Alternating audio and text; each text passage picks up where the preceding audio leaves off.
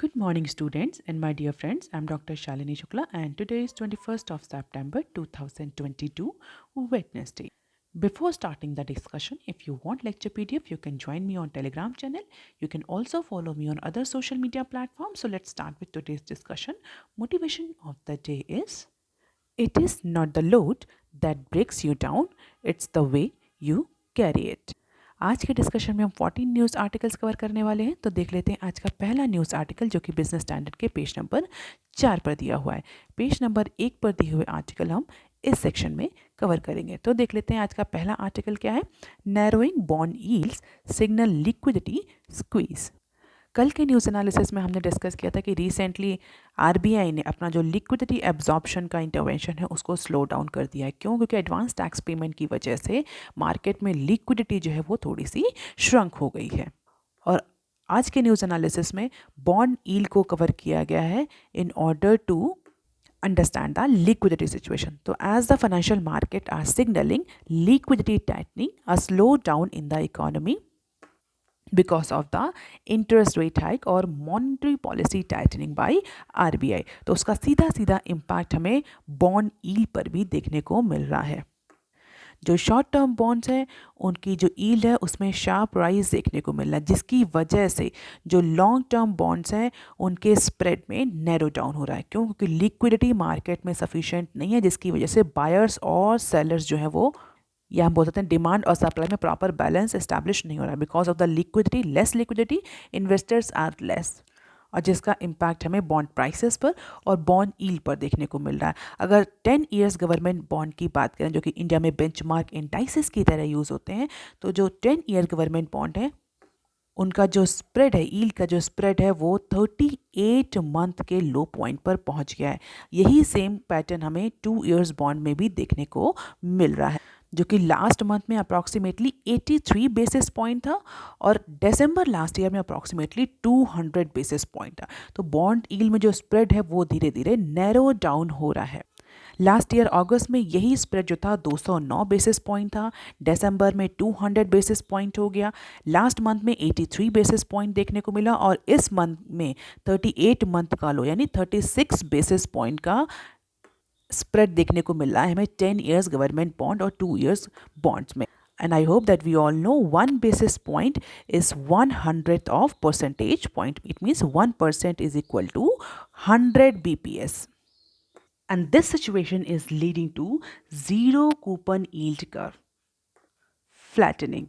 और ये अगर हम सोचें या इसका रीज़न फाइंड आउट करें, तो एक्सपर्ट्स का ये कहना है कि बेसिकली लिक्विडिटी जो स्लो डाउन हो रहा है, जो लिक्विडिटी की जो कंडीशंस है, जो लिक्विडिटी डिटोरिएट हो रही है या स्क्वीज हो रही है, श्रिंक हो रही है इकोनॉमी में, उसकी वजह से ये बॉन्ड यील्ड में नैरोइंग हमें दिख रही है। और आगे आने वाले मंथ में यही लिक्विडिटी स्लो डाउन ये इंडिकेट कर रहा है कि ग्रोथ, जो इकोनॉमिक ग्रोथ है उसमें भी स्लो डाउन दिखेगा in upcoming month.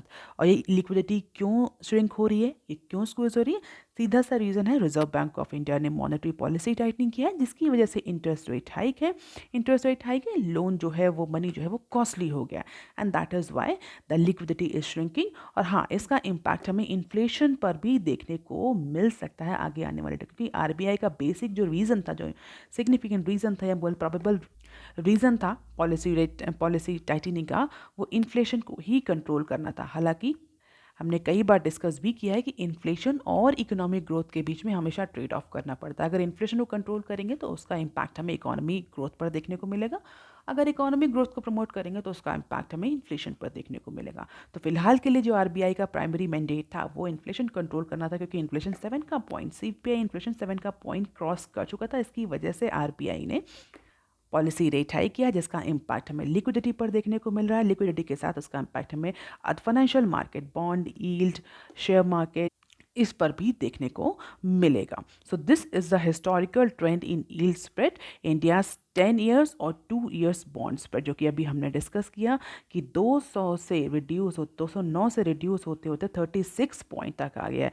And this is the US 10 years और 2 ईयर्स बॉन्ड स्प्रेड, जो कि फिलहाल के लिए माइनस टेरिटरी में चल रहा है because of the economic doldrum situations in USA. So this is the key take away.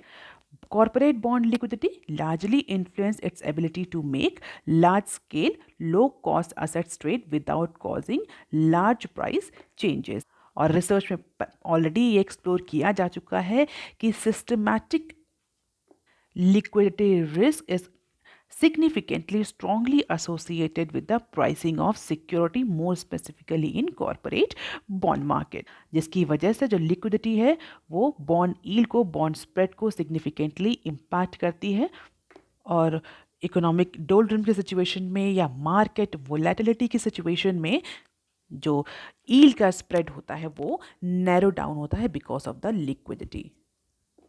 Definitely ऐसे बॉन्ड जिनको AAA रेटिंग मिली होती है वो इस सिचुएशन में ज़्यादा अच्छे से स्टैंड कर पाते हैं या इस डोलड्रम की सिचुएशन को, फाइनेंशियल स्ट्रेस की सिचुएशन को, वोलेटिलिटी की सिचुएशन को बेटर एब्जॉर्ब कर पाते हैं in comparison to other bonds those who have not got this AAA rating. अब चूंकि लिक्विडिटी मार्केट में कम हो रही है तो आरबीआई के लिए भी प्राइमरी कंसर्न है, तो आरबीआई और जो बॉन्ड मार्केट के पार्टिसिपेंट्स हैं, प्लेयर्स हैं, they are actually discussing about the liquidity strategy. यही न्यूज़ पेज नंबर 4 पर भी दी हुई है, इसको हम यहीं पर कवर करेंगे। RBI bond market players discuss liquidity strategy.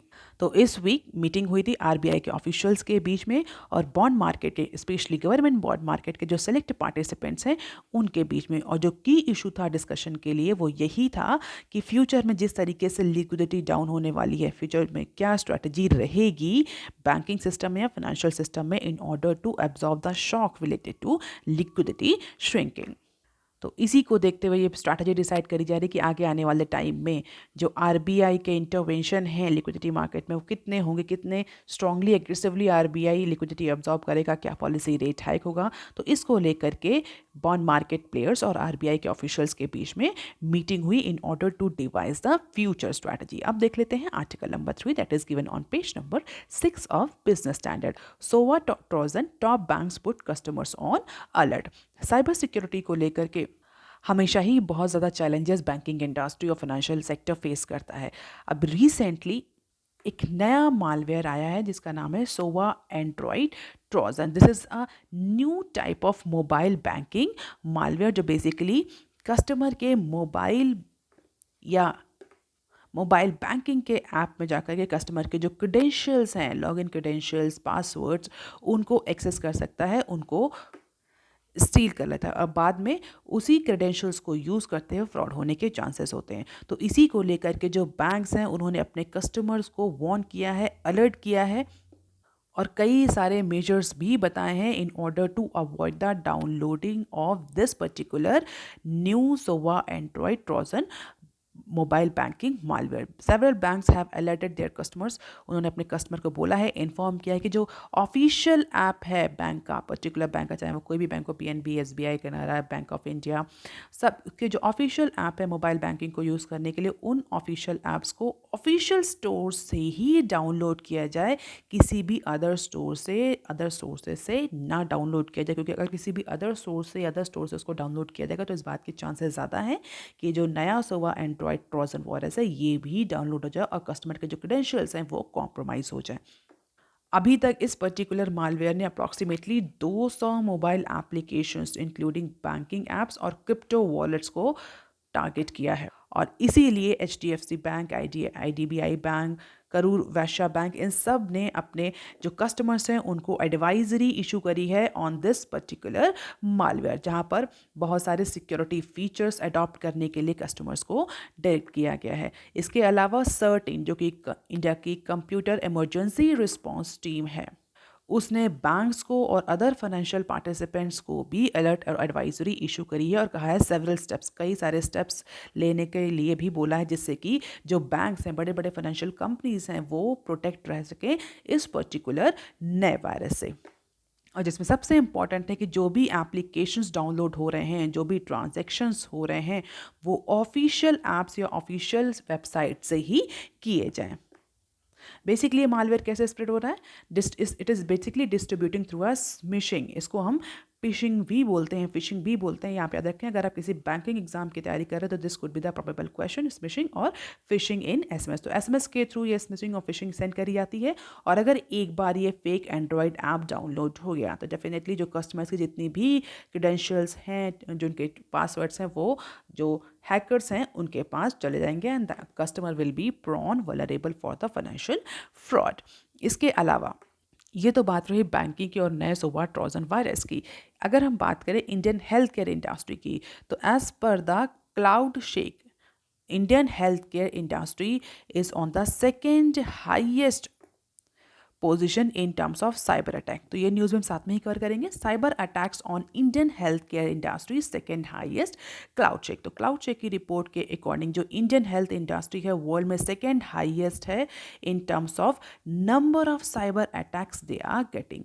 So with 7.7% of total incidents on the segment being witnessed by Indian health care sector only. तो 2021 में जितने भी साइबर अटैक हुए हैं उसमें सबसे ज़्यादा cyber attack Indian health care industry ने, approximately 7.7 cyber attack Indian health industry ने विटनेस की है, जो कहीं ना कहीं इंडियन हेल्थ इंडस्ट्री के जो आईटी सिस्टम है उसकी सिक्योरिटी को लेकर के, प्रिवेसी को लेकर के एक बहुत बड़ा क्वेश्चन मार्क रेस करता है। और इस रिपोर्ट के अकॉर्डिंग, क्लाउड चेक की रिपोर्ट के अकॉर्डिंग, अब हेल्थ केयर, अभी तक तो फाइनेंशियल सेक्टर में ही केवल ये फ्रॉड और इस तरह के इश्यूज देखने को मिलते थे साइबर अटैक के, but now health care system has also become the vulnerable section और the sector where number of cyber attacks are increasing. तो इंडिया जो है वो सेकेंड पोजीशन पे है। नंबर 1 पोजीशन पे कौन सा कंट्री है? यूएस हेल्थ केयर में अप्रॉक्सीमेटली 28% साइबर अटैक देखने को मिले हैं। अब देख लेते हैं article number 4 that is given on page number 7 of Business Standard. IBBI fixes timeline for liquidation to cut delays. If you remember, IBC code आया था एक, क्या पर्पस था उस IBC कोड का? IBC कोड का ये पर्पस था कि इंडिया में जो बैंक करप्सी, लिक्विडेशन के जो केसेस हैं, जो इंसॉल्वेंसी के केसेस हैं, उनको टाइम लाइन मैनर में, टाइम बाउंड मैनर में उनको वाइंड अप किया जाए। क्योंकि इंडिया में एक बहुत बड़ा चैलेंज था कि अगर कोई कंपनी बैंक करप्ट होती थी तो उसको कई साल लग जाते थे उस केस को वाइंड अप होने में, उसको इंसॉल्वेंसी या लिक्विडेशन की प्रोसेस में जाने में, जिससे कि जो क्रेडिटर्स होते थे, जो कंपनी के शेयर होल्डर्स होते थे, जो कंपनी के स्टेक होल्डर्स होते थे, उनको बहुत ज़्यादा लॉस होता था। और इससे इंडिया में जो इन्वेस्टमेंट इन्वायरमेंट था वो डिग्रेड होता था, इन्वेस्टमेंट अपॉर्चुनिटीज़ जो थी वो डिग्रेड होती थी। इसी को लेकर के आईबीसी कोड लाया गया था। इनिशियली आईबीसी कोड ने बहुत अच्छी तरीके से परफॉर्म किया, बहुत सारे जो लॉन्ग पेंडिंग केसेस थे वो टाइम बाउंड मैनर में वाइंड अप हो गए। लेकिन कोविड-19 की ड्यूरेशन में बहुत सारे डिसीजन लिए, गवर्नमेंट ने बहुत सारे मेजर्स लिए थे, जिसके तहत आईबीसी के तहत फिलहाल कुछ टाइम के लिए जो इंसॉल्वेंसी प्रोसीडिंग्स फाइल होनी थी उसको रोक दिया था गवर्नमेंट ने। क्योंकि कोविड-19 की सिचुएशन में बहुत ज़्यादा कंपनी जो थी वो इंसॉल्वेंट हो रही थी, बैंक करप्ट हो रही थी because of the impact on business environment. और उसी के ड्यूरेशन के बाद से जो आईबीसी में जो प्रोसेस हुई वो डीले होती चली गई। और जो आईबीसी का कोर पर्पस आईबीसी कोड का कि टाइम बाउंड मैनर में लिक्विडेशन, बैंकरप्सी और इंसॉल्वेंसी के केसेस को वाइंड अप करना, वो हॉल्ट होता चला गया कहीं ना कहीं। तो उसी प्रोसेस को, उसी प्रॉब्लम को, उसी चैलेंज को टैकल करने के लिए, उन्हीं डिलेस को रिड्यूस करने के लिए, बेटर वैल्यू को रियलाइज करने के लिए through liquidation process, insolvency and bankruptcy board of India ने टाइम लाइन सेट कर दी है for meetings for education of claim by stakeholder consultation committee। तो finally IBBC, insolvency, bankruptcy board of India ने मीटिंग्स, एजुकेशन ऑफ क्लेम्स, इन सब के लिए टाइमलाइन सेट कर दी है, जिससे कि जो डीले हो रहा था केसेस की में जो पेंडेंसी आ रही थी उसको टैकल किया जा सके। तो as per the IBBI liquidation process second amendment regulation 2022, the committee of creditors, जिसको क्रिप की प्रोसेस के तहत फॉर्मुलेट किया गया है, should function as a stake holder consultation committee. तो अब जो कमेटी ऑफ क्रेडिटर्स थी वो SCC की तरह काम करेगी और उसके लिए टाइमलाइन फिक्स कर दी है, that is only 60 days. For 60 days ये जो कमेटी ऑफ क्रेडिटर्स है that will actually function as a stake holder consultation committee, और लिक्विडेटर जो है उसके लिए मैंडेटरी है कि वो इस एससीसी की मीटिंग स्ट्रक्चर्ड वे में टाइम बाउंड मैनर में कराए, जिससे कि जितने भी अदर स्टेक होल्डर्स हैं, सिर्फ क्रेडिटर्स ही नहीं, फाइनेंशियल क्रेडिटर्स या ऑपरेशनल क्रेडिटर्स ही नहीं, जो अदर स्टेक होल्डर्स भी हैं, it may be employee, it may be any suppliers, उनको भी पार्टिसिपेशन मिले, उनका भी से हो इस लिक्विडेशन प्रोसेस में। तो जो अब कमेटी ऑफ क्रेडिटर्स जो कि बहुत इंपॉर्टेंट कमेटी होती है, तो जो ये डिसाइड करती थी कि whether a particular company will go for insolvency और नॉट, अब वो committee stake holder consultation committee की तरह काम करेगी। स्टेक होल्डर्स की meeting within 60 days conduct कराएगी, सारे स्टेक होल्डर्स को पार्टिसिपेशन देगी उस लिक्विडेशन और इंसॉल्वेंसी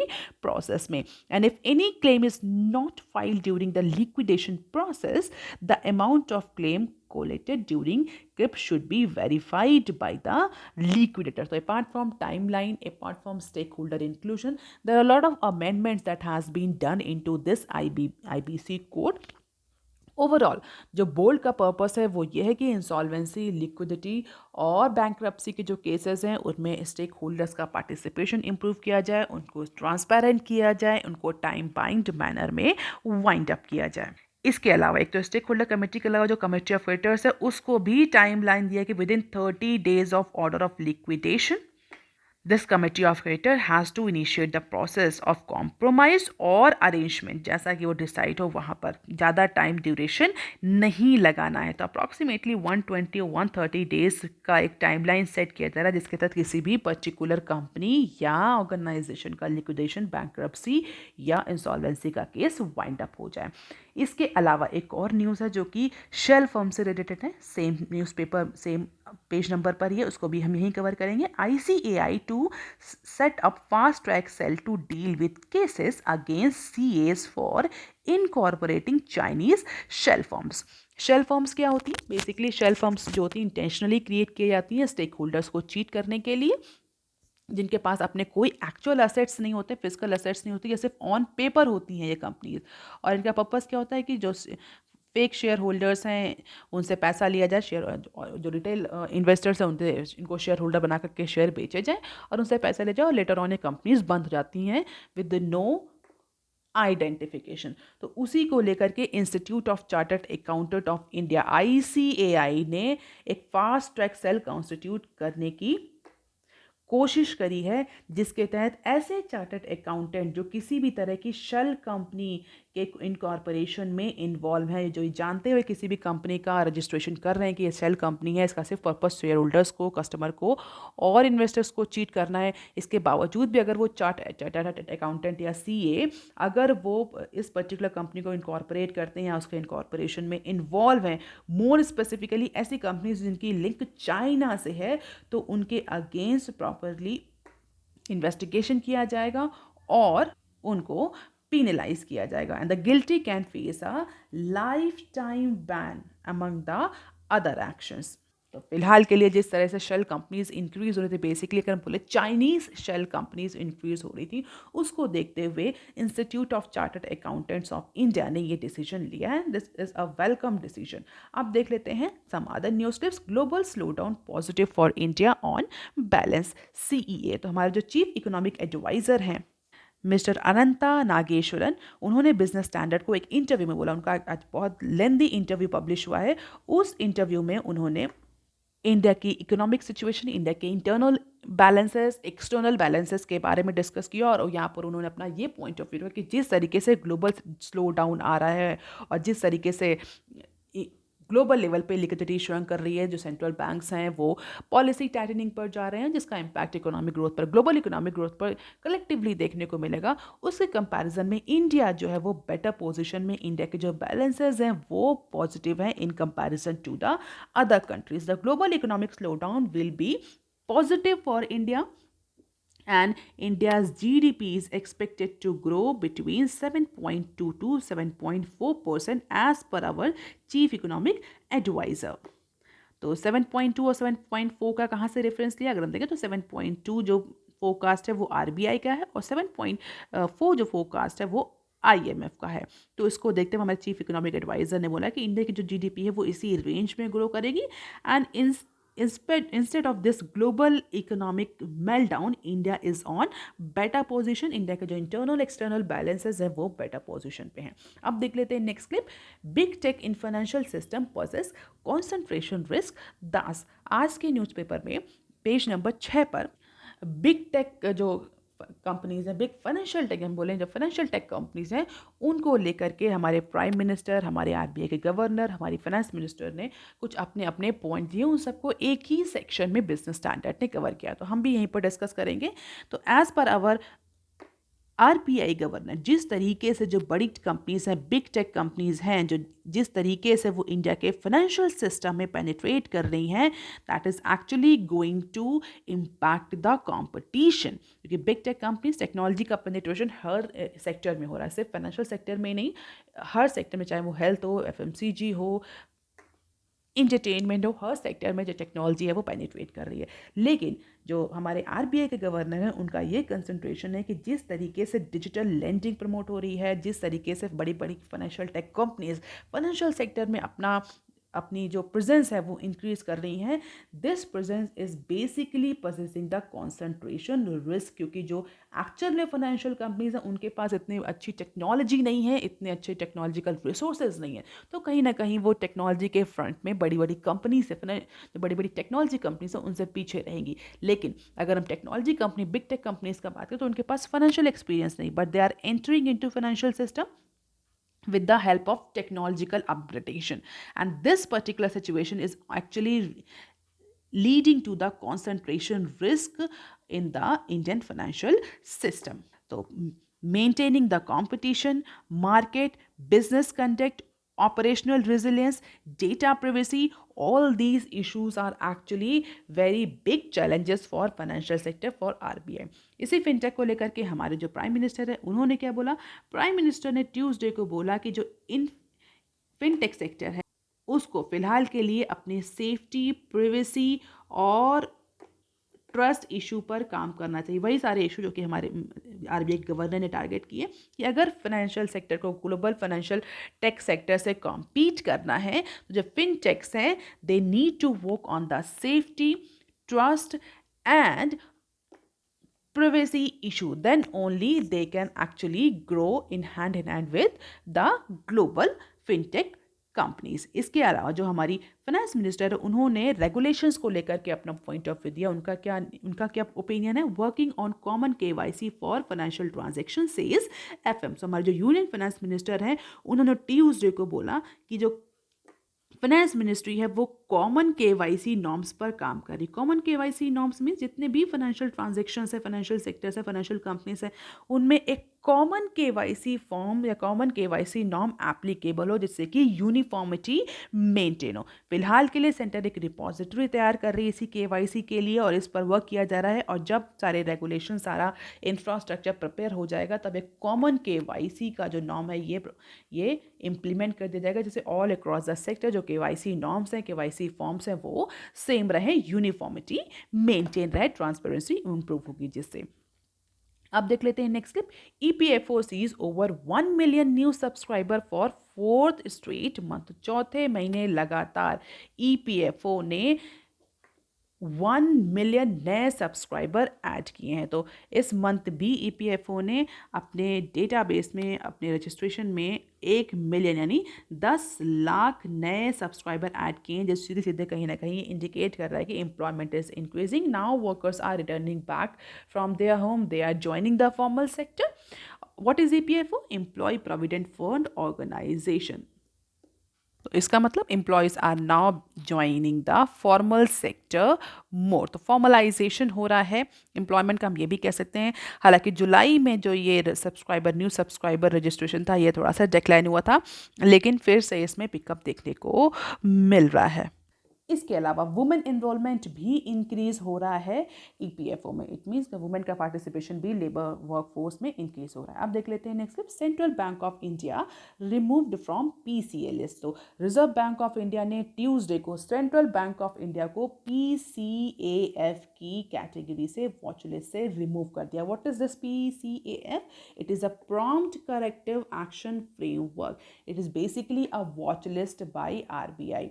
जिसमें आरबीआई डिफरेंट बैंक्स को टाइम टू टाइम रखता रहता है अगर उस पर्टिकुलर बैंक की जो फाइनेंशियल परफॉर्मेंस है वो पिछले कुछ 3 सालों से अच्छी नहीं चल रही, उसके जो एनपीए हैं वो बहुत ज़्यादा हाई हो रहे हैं, banks are not able to maintain the basic liquidity ratio और फाइनेंशियल परफॉर्मेंस रेशियो, तो उस केस में बैंक जो है आरबीआई जो है वो बैंक्स को पीसीएएफ की कैटेगरी में, प्रॉम्प्ट करेक्टिव एक्शंस फ्रेमवर्क की कैटेगरी में रख देते हैं, जिसके बाद से जो पर्टिकुलर बैंक पीसीएएफ की कैटेगरी में आता है उसको कुछ ऑपरेशंस में रिस्ट्रिक्ट कर दिया जाता है कि आप इतने ऑपरेशन कर सकते हैं, इतनी लैंडिंग कर सकते हैं, इतनी लैंडिंग नहीं कर सकते, इस सेक्टर में कर सकते हैं, इस सेक्टर में नहीं कर सकते। तो बेसिकली उनके ऑपरेशन को कुछ रिस्ट्रिक्ट कर दिया जाता है in order to improve their financial performance, operational performance. और जब बैंक की financial performance, operational performance improve हो जाती है, उनके जो bare minimum requirement financial ratios जो उनके एसएलआर और सीआरआर मेंटेन हो जाते हैं, तो उस केस में फिर उसको पीसी की कैटेगरी से रिमूव किया जाता है। तो अभी रिसेंटली कई सारे और बैंक्स भी रिमूव हुए हैं,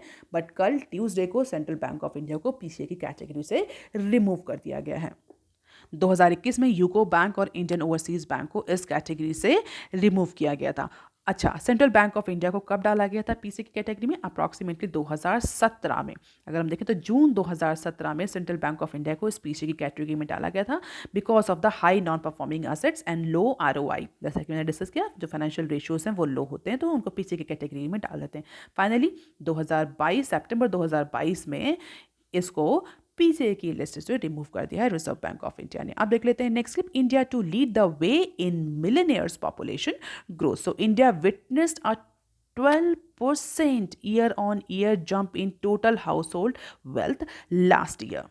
सो ये ग्लोबल वेल्थ रिपोर्ट 2020 पब्लिश हुई है। इस रिपोर्ट के according India is leading the number of millionaires in the world. तो हाउस होल्ड की जो इनकम है वो भी इंक्रीज हो रही है with the increase in population. So India versus China अगर हम देखें तो population, adult population, GDP, mean wealth, median wealth, total wealth and millionaires कितने हैं, तो ये हम देख सकते हैं। अगर कंपैरेटिव स्टडी आपको करनी है, फिलहाल के लिए India is on third position. First position पे कौन है? North America. और सेकंड पोजीशन पे China in terms of change in house hold wealth in 2022। तो बहुत ज़्यादा डिटेल में ये रिपोर्ट पढ़ने की ज़रूरत नहीं है, बट ओवरऑल अगर हम देखें तो इंडिया की जो हाउस होल्ड वेल्थ है वो इंक्रीज हुई है।